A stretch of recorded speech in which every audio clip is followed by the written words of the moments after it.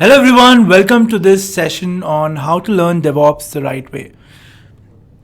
Today in this session, guys, I'll be telling you guys, should you learn DevOps or not? And if you want to learn it, how should you go about it? What should you learn first? What all things you should be learning, so on and so forth.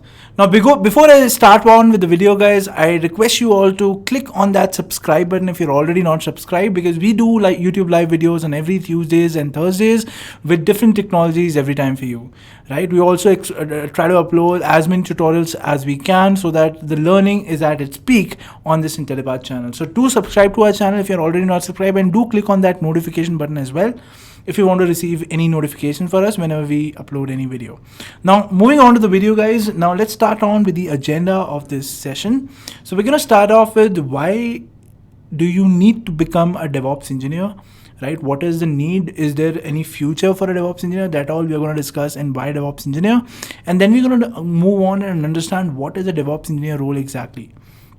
Right? Once you're done with that, we'll move on and talk about how do you become a DevOps engineer. So once you've understood, okay, so there is demand, and once you understand what is a DevOps engineer exactly, I'll tell you guys how to become a DevOps engineer, what all things you have to learn, what all things you have to make sure that you do.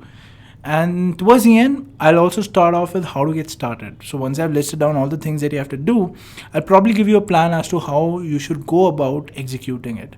So let's start the journey, guys. Let's start off with the first topic, which is why should you become a DevOps engineer? Now let's look at some facts, guys, right? So according to Glassdoor, the average salary of a DevOps engineer is $100,000 in the US. Now this doesn't mean that you don't get salary above 100,000, but the average salary of a DevOps engineer is $100,000 in the US. According to payscale.com, a release manager, who is basically nothing but a DevOps manager, you can say, earns around 9,50,000 per annum on an average in India, right? According to Indeed, as of September 2019, that is our current month, there are 7,000 plus vacant DevOps engineering jobs that you can apply to. Okay, so this is the current scenario. This is the current scene in which you can get jobs for DevOps engineer. Moving forward, now let's talk about the average salary of DevOps engineer, what we have summarized from the previous facts. So in the US, the average salary is $100,000 an annum. That's what we just learned.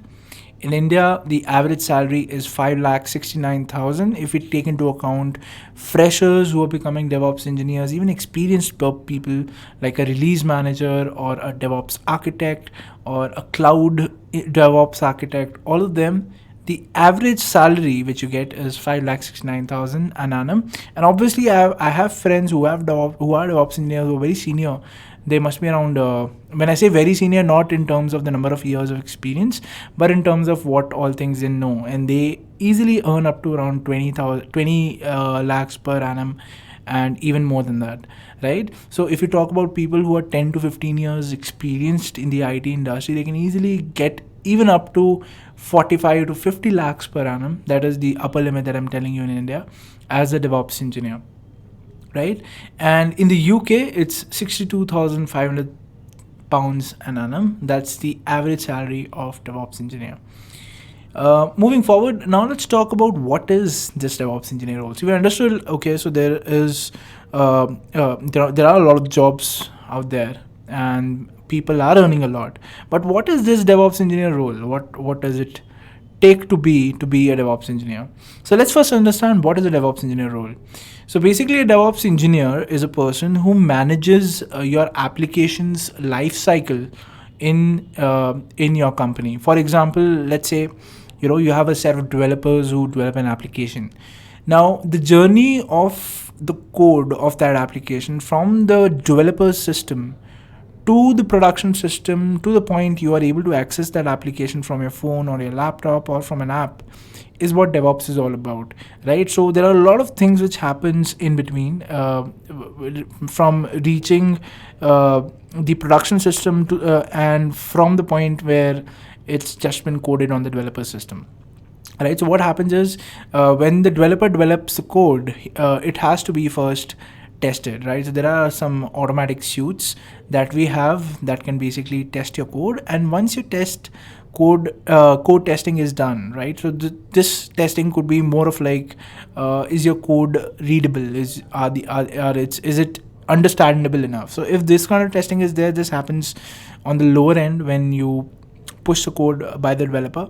After that, there are some functional tests which have to be done. But before that, what happens is, before the production environment, there's a staging environment and there's a testing environment where you basically deploy the application first to see how the application is basically functioning.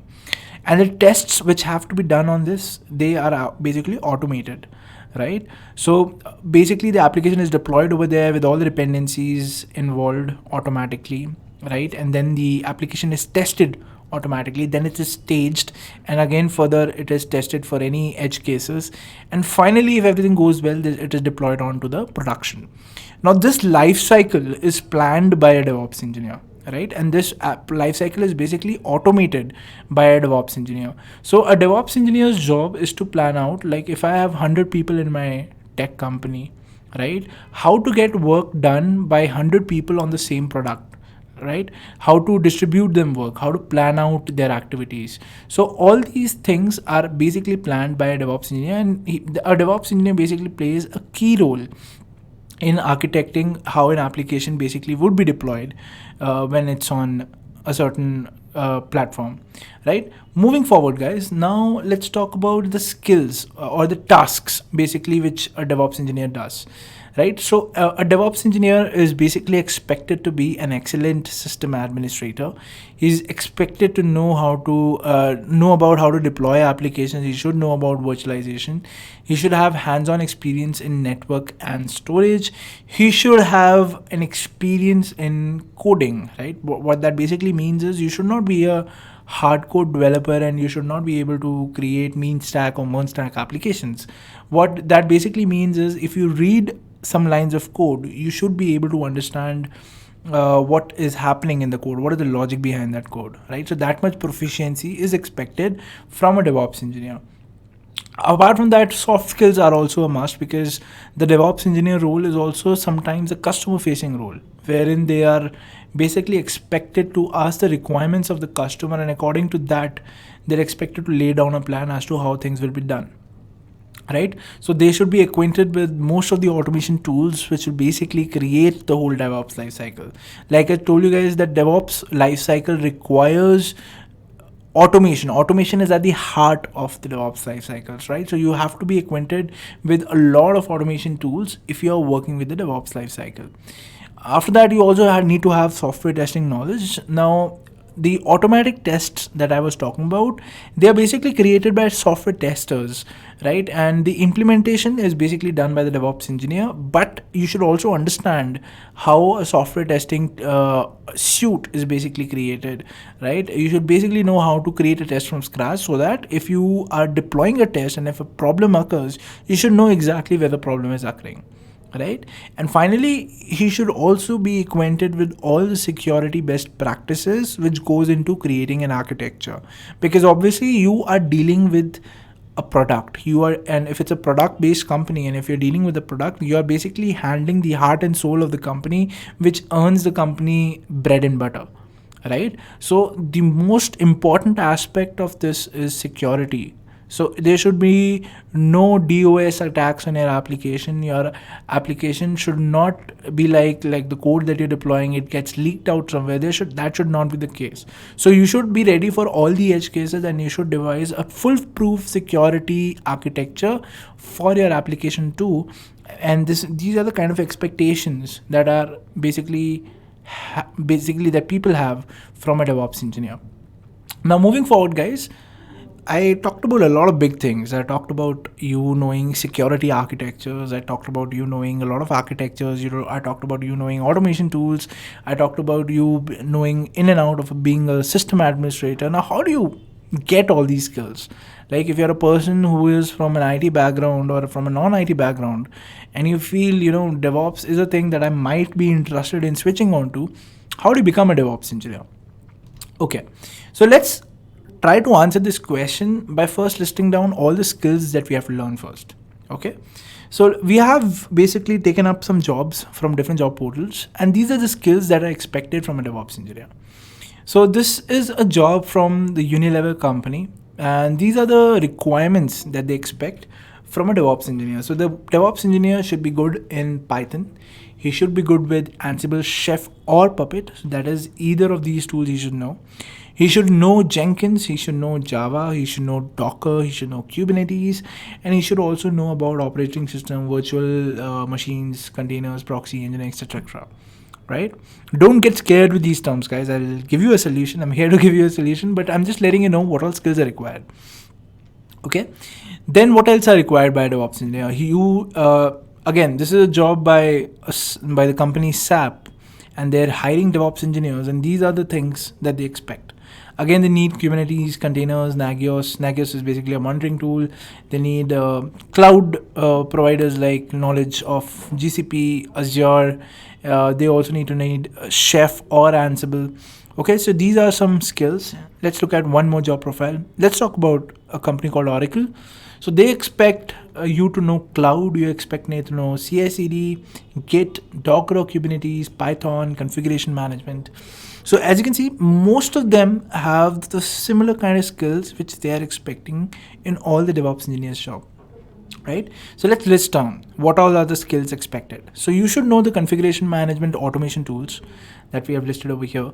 Then you should know the CI/CD tools, basically the pipeline tools, Jenkins that we heard about. Then you should know testing tool. For this, the most prevalent framework which is used is Selenium. Then you should know cloud services like AWS, Azure, GCP, and then you should also know a programming language like Python. Okay, so these are the skills which are required by a DevOps engineer, and these, if you know, you're eligible to become a DevOps engineer. At the same time, you should also have strong Linux skills. Okay, that is also an expectation from a DevOps engineer. And if you have these skills, you can become a DevOps engineer. Now, the next question is how to get started. How do you get started when you probably know either half of it or 3/4 of it or 1/4 of it or 0 of it, and if you want to become this guy who's a DevOps engineer, how do you go ahead and become one? Okay, now there are two ways, guys. So either whatever skills I've told you, you can start off with these skills, right? So how do you start off? You start off by a programming language. Let's take the example of Python. You learn all the loops, you learn all the if statements. So this will hardly take around, if you have a non-programming background, it should take around 2 to 3 days to get a hang of how basically Python works with loops, if conditions, and some input output operations. If you get acquainted with this, I think you are good to go. So it'll take 2-3 days to get a hang of it, and then another week where you can practice some projects. You can go to websites like CodeMonk, you can go to websites like HackerEarth, where they have a lot of practice problems. You can go over there, try the beginner problems, and then I think that would be great enough. 10 days is good enough to invest on programming language. And that's how you get started, right? So once you are done with the programming language, the next skill that you would have to know is about cloud, right? So there are 3 cloud services which will mostly be asked from you. It'll be AWS, it'll be Azure, and it'll be GCP. Okay, so AWS is a cloud provider which is the most popular cloud provider among all the companies that you'll be applying to. So it's a better choice to first learn AWS and then start off with Azure first and then GCP, because this is how the popularity goes. And when you start off with AWS, most of the concepts that you'll be learning in AWS will be the same with Azure and GCP, right? So when you start off with AWS, there are a lot of content online. You can go through a lot of documentation. You'd get the first thing that you'll have to do is you'll have to start by creating your account. You'll get a free tier for 1 year that you can practice on, right? So if you search on Google, if you research a bit, you'll get a lot of content that you'll have to go through. But yes, first you'll have to research a lot, and then you'll have to jot down in which sequence you would want to learn AWS. But if you try to research, there are websites that will basically tell you what to learn first and what not to. Okay, then you have to go ahead and learn about DevOps. Now, DevOps would include all these things: CI/CD, testing tools, automation tools, right? So in this, there are essentially, if we were to talk about the DevOps Lifecycle, this is how the DevOps Lifecycle looks like, right? So first you have create. So create basically means coding, right? So coding, so as a DevOps engineer, from the code perspective, you have to know how to do versioning in code. So you'll have to learn Git, you'll have to learn about how to verify it, which is basically testing. You'll have to learn about Selenium, then how to package it, basically building the file. For that you'll have to learn Maven. How to release it, for that you'll have to know about Jenkins, because that integrates basically all the tools. And all the tools that I'm telling you guys, just write it down and you can search on Google. You'll get a lot of content on them, but yeah, you'll have to research and you have to study on your own once at least, and then try on and understand first the concepts, and then go ahead and then do the hands-on as well. Okay, then after release, you'll also have to learn some configuration management tools, which is basically Puppet, Chef, and Ansible, right? Because these are the most popular tools. Then for monitoring, you will have to learn Nagios, because that was one tool which is asked, and there are some other monitoring tools as well, but from my experience, what I've seen is Nagios is the most easy to learn tool, and you can start with that. And once you get a hang of all the concepts, you can actually go ahead and try on some other monitoring tools too, right? In this, we missed out on Docker, which is a very important tool, but Docker is something that you can actually touch in the end as well, because it's not related to all the tools that we just discussed, right? So learn about Docker, then start on with Kubernetes, which is basically a tool to manage Docker containers well, right? So if you go in this sequence, I think it would be a sweet ride for you. It'll take around 6 to 8 months with your hard work and your dedication towards learning those tools and following them. And if you follow it thoroughly, I think you would be equivalent to a 6 months experienced DevOps engineer. Okay, now once you're done with the tools, obviously you'll have to go ahead and learn a lot of best practices.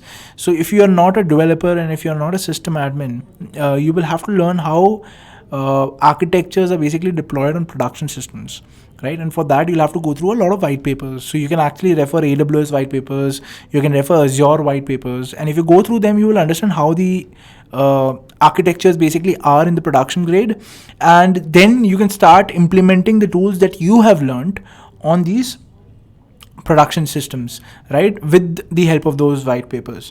So this is one way, that is, if you want to learn by yourself, this is one way of self-teaching, where you can, if you have the perseverance and you have the dedication for 8 months, you would be able to crack it. You would be able to, get a hang of it, and you'd be able to crack the DevOps engineer job.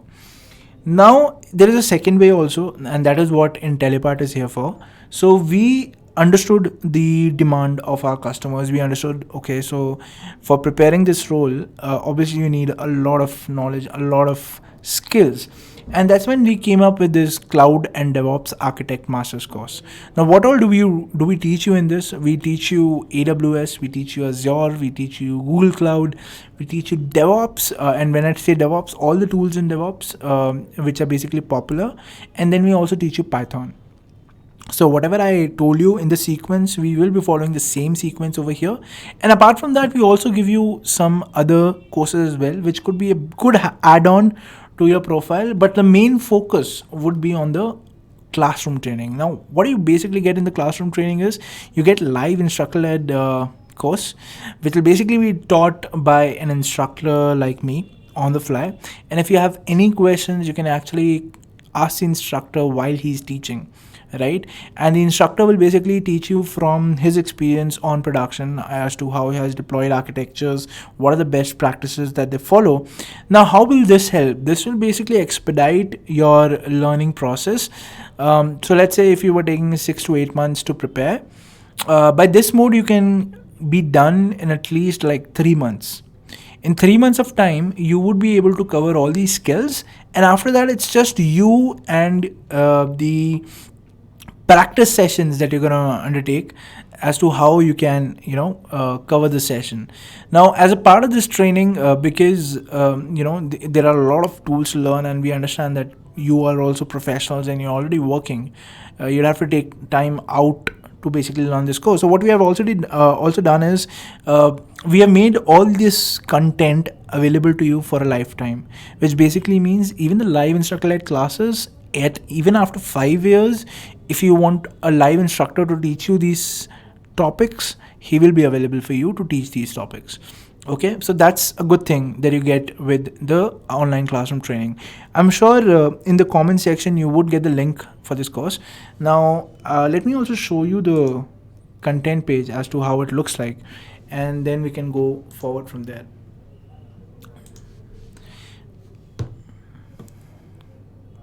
Right, and also guys, like if you are attending this YouTube session, so what you can do is you can go to a website, you can just add a promo code which is YouTube 30, and you would get a 30% off on the course price, whatever is the course price then. And this course price it fluctuates, guys. Like today there's a deal which is going on, and because of that this 82,000 course is available for 55,000, right? But tomorrow it could be that this price increases. So if you want, you can actually go ahead and talk to our course advisors about what is the possibility of you enrolling into this course. If you have any more questions with regards to how this training is going to be, give us a call. The numbers are mentioned over here, India and US. You can give us a call, you can talk to us, it could be a friendly call. You can just call us and check with us as to how the training is going to be, and we can explain it then. And if it works out, I think it'll be the best decision that you would take in the coming years, because it's an investment that you make on yourself.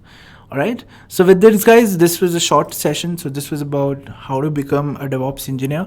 So what we're going to do is on Thursday, today is Tuesday, so on Thursday we are also going to have a hands-on session on DevOps, where basically we're going to show you how to create a CI/CD pipeline using the DevOps tools that we basically were talking about today. Right, so we're going to do that on Thursday. So if you have not subscribed this, please subscribe to us, so that you get the notification for Thursday's live class. Also, don't forget to click on that notification button so that you get the notification then and there, and you can attend that live class. So with that, guys, I would take a leave from you. Thank you all for attending this session. I hope this session helped you. And if you have any more questions, like I said, please call on the numbers which are basically displayed over here, and we'd be happy to talk to you and advise you on how your career should be. All right, so thanks a lot for your time. I'll see you in some other session. Have a great day ahead, and goodbye.